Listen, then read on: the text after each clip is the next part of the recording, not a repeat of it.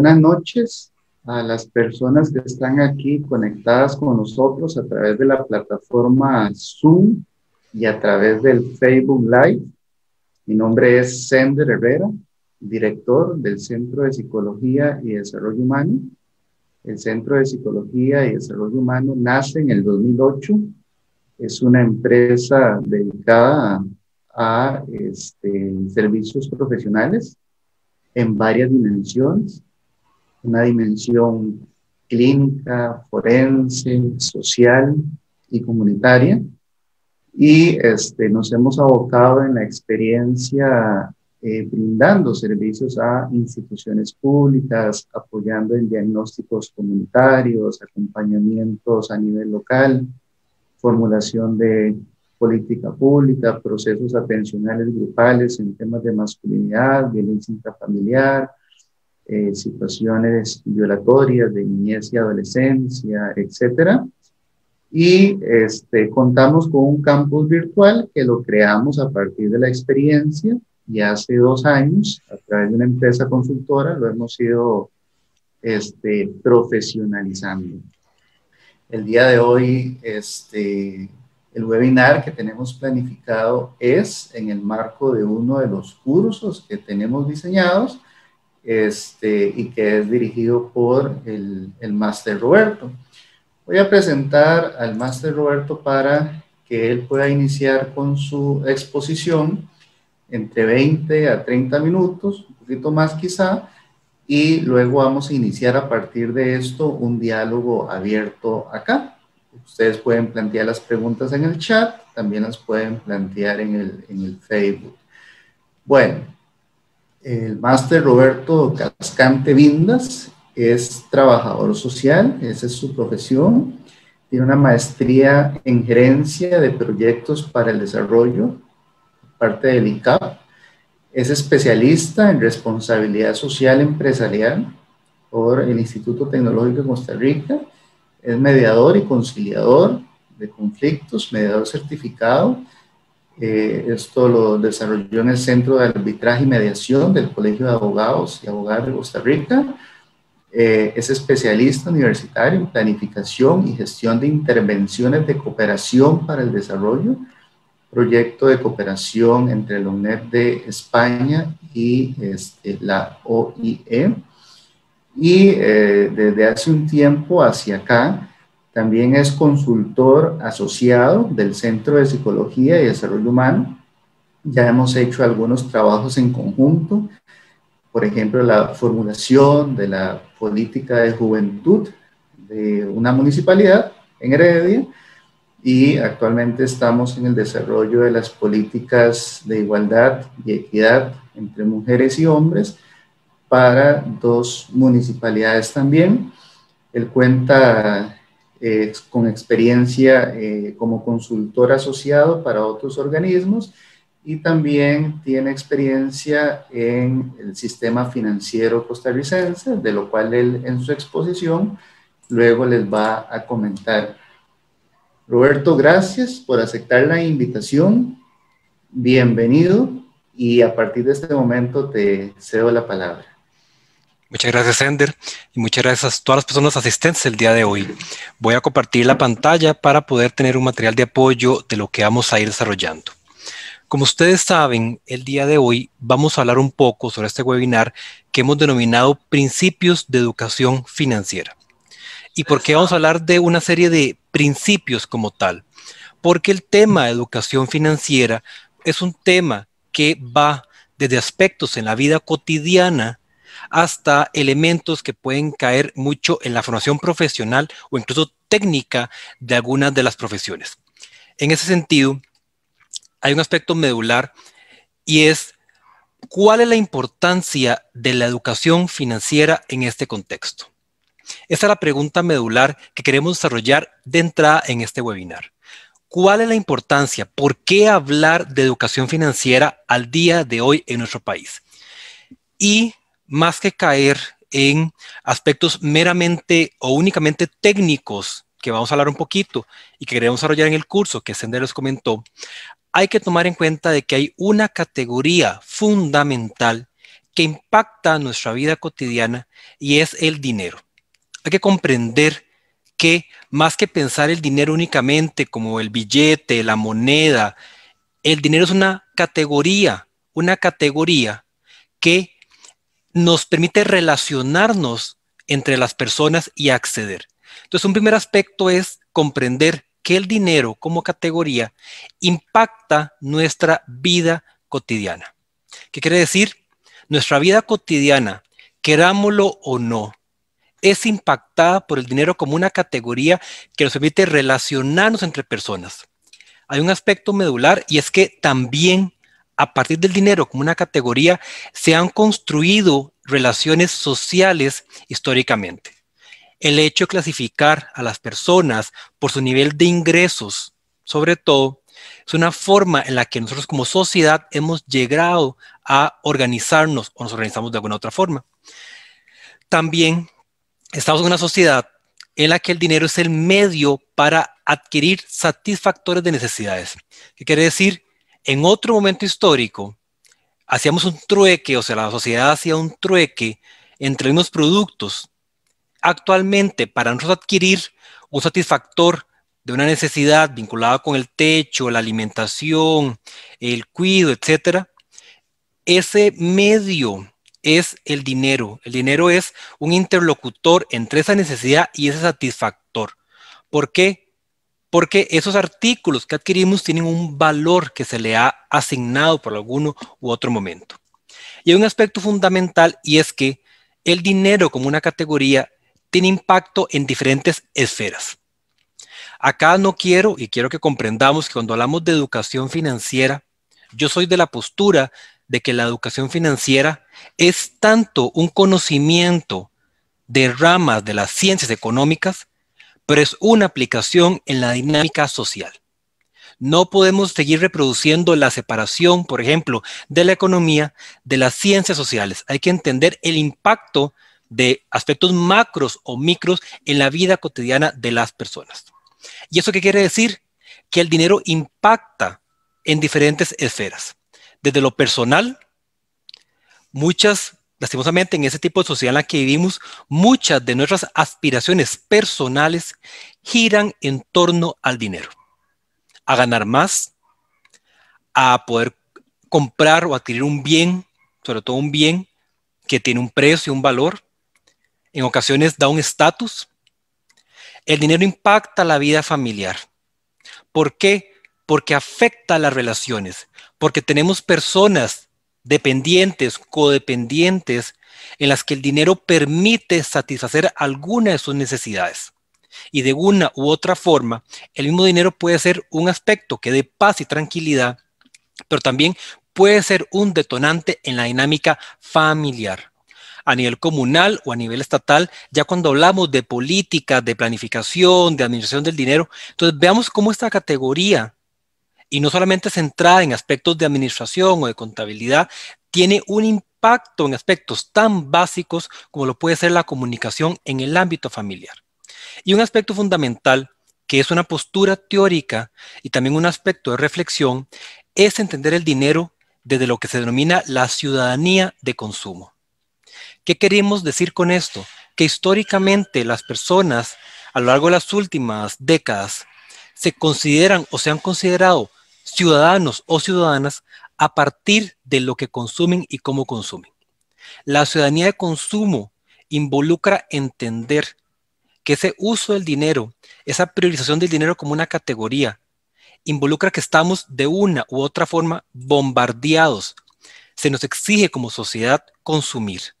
Y en ocasiones ese consumismo no nos permite necesariamente satisfacer las necesidades, sino que favorece un modelo que no es el más sano, ni en general, ni para las personas. Entonces, ¿qué es relevante y cómo se puede materializar con algunos datos muy específicos y muy generales? En el caso costarricense, según la encuesta nacional de ingresos y gastos del año 2018, había un 59.9% de los hogares que tenían al menos una deuda. Hablar de endeudamiento, la deuda por sí misma, el crédito, como queramos llamarlo, no es algo malo. ¿Por qué? En este momento histórico, quienes pueden acceder a un bien, como llamémosle una casa o un carro, sin endeudarse, eso es una mera casualidad. Es muy difícil. El crédito es uno de los instrumentos, una de las herramientas que se pueden utilizar. El problema, y es un aspecto medular en educación financiera, es el sobreuso del crédito como alternativa para adquirir o para ascender o para movilizarse de alguna otra forma. Dentro de estos porcentajes que se ven dentro de esta encuesta en el de hogares, se hablaba de que un 30.1% de esos hogares tenía créditos con empresas comerciales, lo que comúnmente se llama una línea blanca. Llamemos sacar crédito para un celular, para la lavadora, para la cocina. Había un 28.7% en créditos con entidades financieras, pero no en línea de vivienda, puede ser crédito personal, estudio, salud, etcétera. Un 14.2% en préstamos de vivienda, que por lo general son créditos que van de 25 o 30 años, son montos más elevados y son más grandes, por así decirlo. Un 9.8% en tarjetas de crédito y un 9% en prestamistas y otros. Aquí hay un aspecto medular cuando hablamos de educación financiera que tiene que ver con este gráfico. Y es el entender que dentro de la dinámica de educación financiera hay otros actores. Puede haber un actor como el Estado, que es el que regula, plantea políticas, plantea supervisión, pero dentro del mercado hay oferta. Y las personas que priorizan de alguna u otra forma el uso desmedido del crédito tienen alternativas en múltiples espacios para poder endeudarse. Y si bien vamos a partir de la premisa de que endeudarse no es malo, hay que tener cuidado con el bombardeo y el uso excesivo que se nos da desde esa ciudadanía de consumo por acceder al crédito como una alternativa. Veamos, por ejemplo, este dato que tiene que ver con el MAKE, con el estudio trimestral de tarjetas de crédito al corte del 2020. Veamos que otro instrumento financiero son las tarjetas de crédito.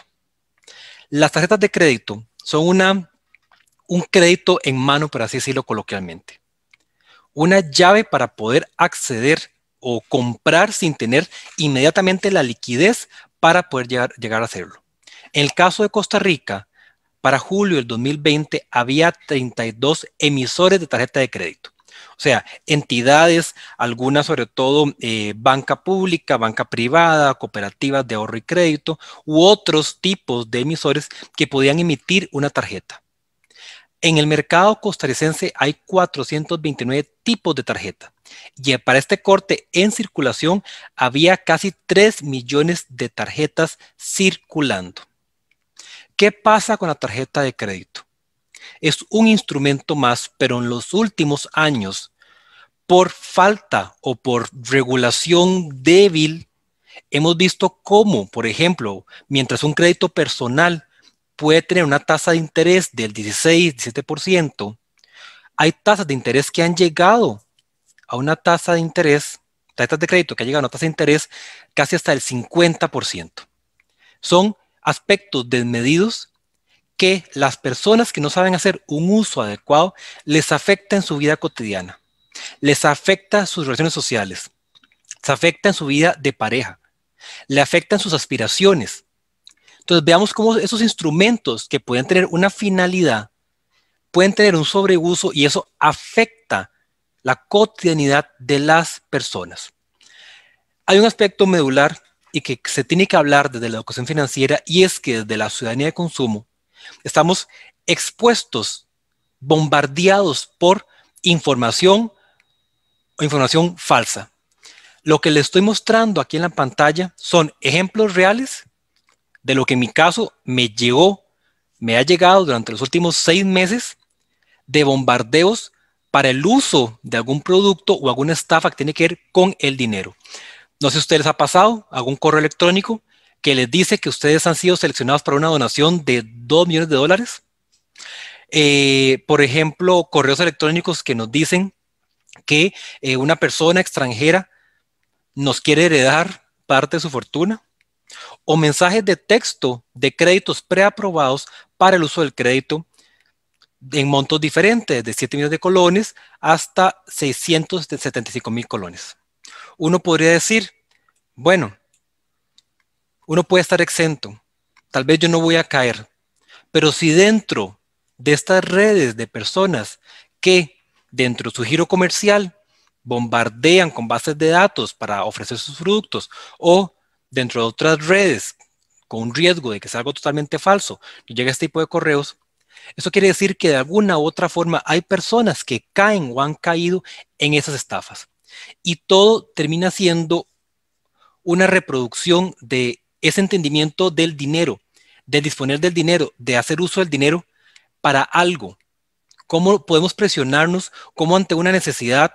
¿Cómo ante la presión social de apariencia? ¿Cómo ante una presión familiar? ¿Cómo ante una mala administración del dinero en la misma familia? Podemos ver esto como una alternativa y una solución a lo que estamos enfrentando. Entonces veamos algo que es fundamental y es que en ocasiones quienes hablamos de educación financiera creemos que esto es un tema que es exclusivo para profesionales de las ciencias económicas, porque tenemos una idea de que cuando hablamos de educación financiera estamos hablando de la administración, la economía, perfiles que tienen que ver más por esa rama estadística. Pero cuando hablamos de educación financiera, si bien hay que tener conocimiento técnico de términos, entender cómo funciona, la educación financiera básica, fundamental, tiene que ver con la administración de las relaciones sociales, de esas relaciones sociales en el ámbito familiar y de cómo muchas veces esa administración se combina con cómo estamos comprendiendo y cómo nos estamos relacionando con esa categoría denominada dinero. Y acá les voy a dejar una pequeña caricatura, se las voy a leer, porque a mí me parece que como parte del aprendizaje, y si uno está interesado en el tema de educación financiera, lo hace en una doble vía. Lo pueden hacer ustedes como profesionales para su vida cotidiana y la mejora de sus finanzas, pero también puede ser una alternativa para los trabajos o los espacios en los que ustedes se insertan y que tienen vínculo parcial o completo con ese tipo de temas. Dice esta caricatura de Mafalda. Dice, decime Mafalda, cuando tu papá se acuesta de noche, nunca lo hice suspirar, ay Dios. Dice Mafalda, sí, porque según Manolito, cuanto más suspira ay Dios un padre, más líos económicos tiene. Dice Mafalda, salí. Eso es un macanazo de Manolito. Y dice, mi compañero, teología del endeudado lo llama él. No sé si ustedes han visto cómo nos hemos naturalizado el hecho de el estar endeudados y endeudadas. Recuperemos lo que dije hace un rato en el sentido de que el endeudarse, el acceder a un crédito, por sí mismo no puede ser considerado dentro del binomio bueno o malo como algo malo. Es una alternativa. Pero en ocasiones se ha construido como la única alternativa que las personas tienen para acceder a un bien o servicio. Y como única alternativa impacta, preocupa, afecta la subjetividad de las personas y por ende sus relaciones, en este caso con el núcleo familiar. ¿Por qué debemos en ocasiones acceder a un crédito? Sí, para acceder a un determinado bien o servicio. Pero en ocasiones no analizamos necesariamente aspectos técnicos como la tasa de interés, el plazo, cuánto voy a terminar pagando de más por ese tipo de crédito. O inclusive habrá otras alternativas para llegar a eso o tal vez descartarlo o priorizarlo en otro momento. Entonces, a mí me parece fundamental que cuando hablamos de educación financiera, hay dos variables que no se nos pueden olvidar y que están en estricta relación. La primera variable es la etapa del ciclo de vida del cual estemos abordando, haciendo énfasis con la población. Y la otra variable es el vínculo con el mercado laboral. ¿Qué quiero decir con esto? De una u otra forma, estamos en un ciclo de vida financiero. Cualquier decisión que ustedes, como persona individual, en pareja o en familia, tomen, de alguna u otra forma, tiene un impacto financiero. Puede ser planificado o puede ser un gasto que haya que desarrollar. Desde el momento, queramos o no, desde el momento de que una persona está concebida en el vientre, ya hay gastos en que la persona incurre. Ya hay aspectos que tienen que planificarse. Ya hay aspectos que tienen que preverse. ¿Cuál es la relación del dinero en la infancia y en la adolescencia? Son muchas veces las etapas en las que comenzamos a construir no solamente la forma en la que nos relacionamos, no solamente nuestro cerebro se desarrolla, sino también son las fases preliminares en las que aprendemos a relacionarnos con el dinero, sea tanto socialmente por el bombardeo que recibimos, por lo que vemos en televisión, por caricaturas, pero también por la forma en la que aprendemos en familia. ¿Y qué pasa en esta etapa? No administramos necesariamente el dinero, pero sí estamos bombardeados por aspectos en los que tal vez no vemos lo que genera el consumir, el sobreconsumir. ¿Qué significa esos mensajes que llegan? ¿Qué significa esa visión de superarse a partir de un carro de lujo? En juventud, cuando ya estamos en una etapa en la que comenzamos a insertarnos al mercado laboral. Algunas y algunos de ustedes tal vez ya están insertos en el mercado laboral y es bueno que recordemos cómo fue esas primeras experiencias laborales. ¿Por qué? Porque aprendemos a veces de golpe a administrar el dinero. Tenemos un salario en el que a veces creemos que no se va a agotar y no pensamos en qué se va a gastar, cómo lo voy a gastar y cuáles son los planes que tengo que llevar a cabo. En la edad adulta es una edad en la que se consolida y hay un vínculo. Tenemos a veces tanto dependientes como nuestros hijos e hijas y en ocasiones nuestros propios padres y madres también son dependientes nuestros. Y es una etapa en la que se comienza a querer construir un proyecto de vida y en la que se involucra al pensar en ocasiones ya en la casa, en un crédito para la casa, en invertir en estudio para los hijos. Y entonces nos convertimos en la principal fuente de ingresos y por ende administradores de las finanzas familiares. ¿Y qué pasa en una etapa de persona adulta mayor? Hemos concluido o se supone que hemos concluido nuestra etapa laboral, pero ustedes saben que en este momento histórico no necesariamente quienes lleguemos a pensionarnos, nos vamos a pensionar con la totalidad de lo que hemos cotizado o los ingresos que percibíamos. ¿Qué pasa si nunca planificamos esa etapa? Ya es una etapa en la que ya no estamos insertos en el mercado laboral. Y aunque queramos, tal vez no vamos a tener las mismas oportunidades de hacerlo. Sumado a ello, si no tenemos una liquidez suficiente para nuestros gastos, ¿qué va a pasar con nosotros en ese momento? Entonces vean cómo el entendimiento de un ciclo de vida puede darle un foco diferente cuando hablamos de educación financiera, qué priorizar o qué no priorizar de alguna u otra manera. Entonces hay que comprender, y es lo que yo digo, cuando hablamos de educación financiera, la diferencia entre una formación básica versus una formación técnica especializada. ¿Qué quiero decir? Dentro de educación financiera nos podemos llegar a especializar en materia de seguros, materia de inversiones, en aspectos más de administración, más aspectos puros de finanzas, pero lo que buscamos en este webinar y en el curso que vamos a llevar a cabo es tener una formación básica en la que si ustedes en algún momento quieren comenzar a especializarse, por lo menos vean el camino de a dónde ir, pero por lo menos comprender las nociones esenciales para el diseño de programas o proyectos en esta materia, pero también el impacto que tiene en nuestra vida cotidiana. En torno a posturas de educación financiera, hay diferentes posturas.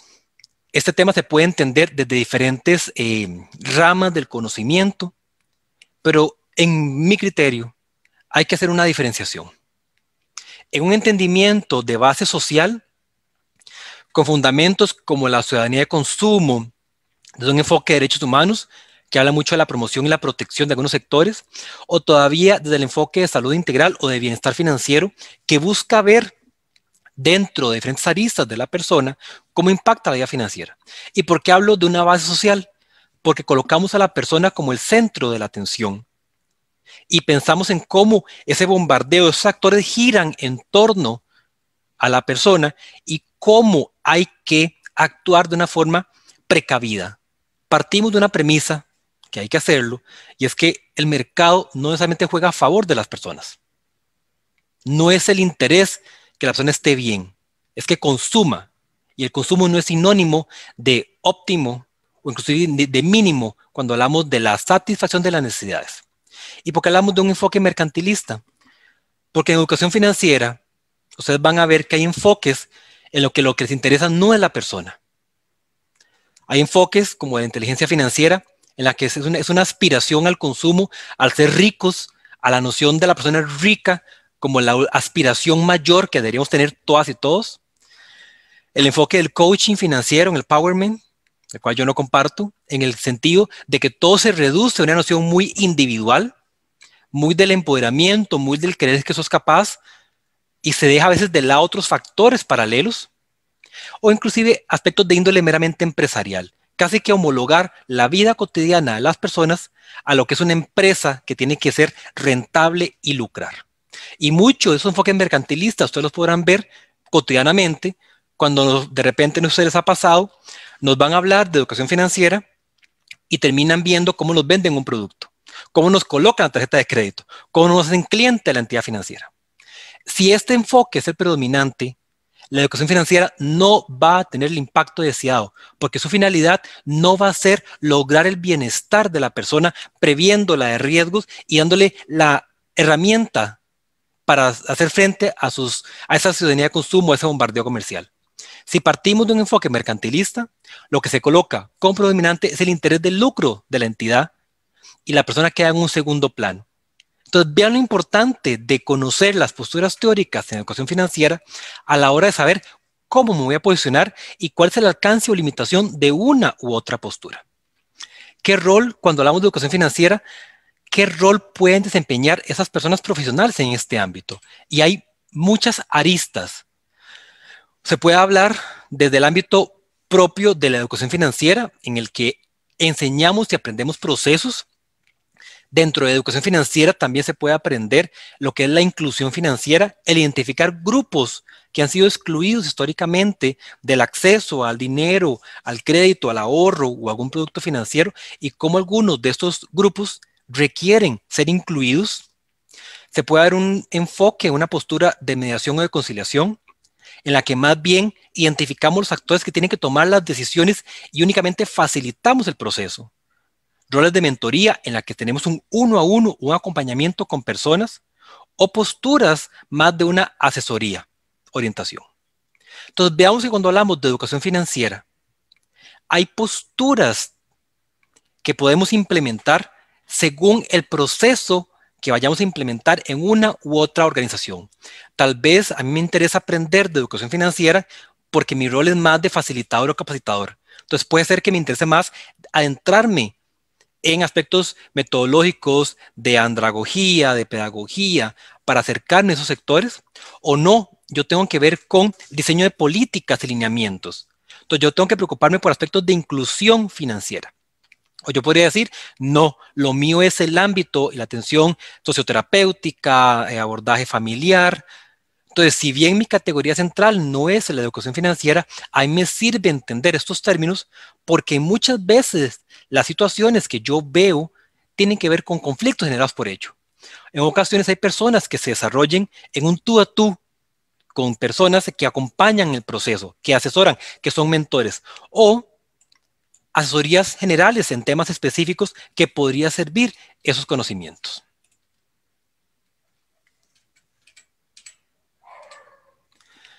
Muy bien, ya para ir cerrando este primer bloque de explicación general, queremos invitarlos a este curso que vamos a llevar a cabo próximamente. ¿Y qué es lo que queremos ofrecerles o qué esperamos aprender de este curso de educación financiera? Primero, hablarles de esos enfoques teóricos y metodológicos, qué posturas hay para acercarse a este tema y cómo podemos acercarnos, entender un poco esos marcos normativos y el sistema financiero nacional, saber cómo funciona, saber la importancia de por qué hablar de una entidad regulada por la SUGEF y el entender el riesgo que puede ser el endeudarse, no tanto en línea blanca, sino tal vez con una línea informal. El riesgo que involucra entender que ese papel que vemos pegado en la parada del bus que nos dice crédito preaprobado, llame aquí, es un riesgo porque no sabemos qué hay detrás que no está regulado. No sé si ustedes han visto noticias recientemente, el año pasado hubo algunas, de por ejemplo esas figuras como el gota a gota, en la que personas acceden a un crédito no regulado o informal y en ocasiones le cobran una cuota por día y la garantía necesariamente no es el salario, no es que le embargan el salario, no es que le embargan la casa si es garantía hipotecaria, sino que en ocasiones hay una persecución, actos de violencia, en la que la persona se siente presionada, puede haber redes hasta de narcotráfico detrás. Entonces veamos esos temas tan complejos que, no, que nos quitan la venda de hablar de educación financiera como únicamente el cerdito, el chanchito que le colocamos dinero, y lo vemos más como ese impacto social que ha generado esa categoría de dinero, la forma en la que ha mutado y cómo puede haber expresiones que ponen en riesgo a las personas sin darse cuenta. Queremos hablar de inclusión financiera de grupos vulnerables, entender cómo la inclusión financiera es una herramienta e incluso desde un marco de derechos, algo obligatorio que entidades tienen que llevar a cabo. Hablar de dos productos financieros, del fomento del ahorro y del crédito sostenible. ¿Por qué hablo de dos productos financieros? Porque son los dos productos básicos que hay que entender. Porque permiten entender plazo, tasa de interés, monto, etcétera. ¿Hay otros productos financieros? Sí. Pero en el curso queremos aprender sobre todo de eso principalmente.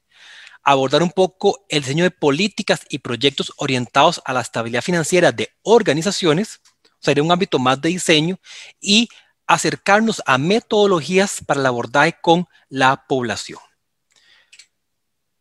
Entonces, compañeras y compañeros, ya aprovechando el tiempo que he desarrollado, reitero, este tema de educación financiera que ahorita desarrollamos muy brevemente, es un tema que impacta nuestra vida cotidiana. Impacta nuestra vida social desde el momento que nacemos hasta que vayamos a morir. El dinero está presente en las etapas de nuestra vida. Y más que caer en una postura de idolatrar el dinero, de únicamente aspirar a ello, hay que tomar una postura crítica de que saber que estamos en una sociedad que nos empuja a consumir y que esas herramientas tienen que darnos una tranquilidad para saber administrar tanto el dinero y esos productos financieros, como también entender cómo nos hemos relacionado y hemos construido relaciones con esta categoría que nos empuja y nos puede llevar a impactos, aspectos negativos en nuestra vida. Entonces, compañeras y compañeros, los dejo con Sender para hacer ya la invitación del curso y luego abrir el espacio de preguntas y comentarios. Muchas gracias.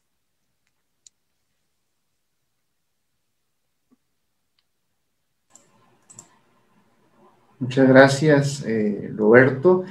Este webinar se creó con el fin, ¿verdad?, de compartir no solamente una perspectiva diferente sobre materia financiera, sino también este curso que estamos promoviendo, que está para iniciar el 19 de abril, que es el lunes. Eso es porque el 19 de abril abrimos el aula, pero para que conozcan todo lo que el aula tiene y hagan sus preguntas con relación al campus, pero oficialmente inicia el jueves 22. Son 6 semanas de trabajo, 60 horas, es un curso libre de aprovechamiento, modalidad virtual, asincrónico. Ya con el profesor, cuando estén en el curso, pueden planificar una tutoría grupal sincrónica para un tema en particular, pero ya eso se negocia ahí a lo interno. Y bueno, faltan un par de meses para este curso. Como bien pudieron escuchar a Roberto, la perspectiva es diferente, centrada en la persona, no centrado en el producto financiero solamente. Ahorita están pasando una serie de situaciones que uno se hace la pregunta, ¿quién se va a hacer responsable sobre esto? ¿Qué sucede? Los fraudes, ese bombardeo, como decía ahora Roberto, llaman a nuestros teléfonos incluso con números iguales a las centrales telefónicas de los bancos. Entonces tiende a confundir eso a la población y tiene que existir un proceso educativo más allá de lo que hacen los medios de comunicación masiva, ¿verdad? Que uno Lo que se pregunta es qué pasaría si los medios de comunicación masiva no están atentos a esta situación, ¿verdad?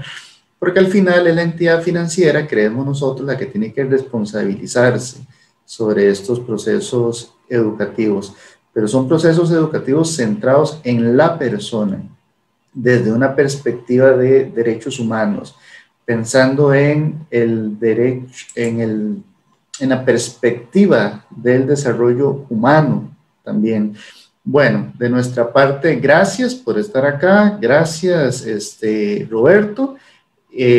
Los últimos miércoles de cada mes tenemos webinar y ahí les vamos a enviar la información de los siguientes. Buenas noches y hasta luego.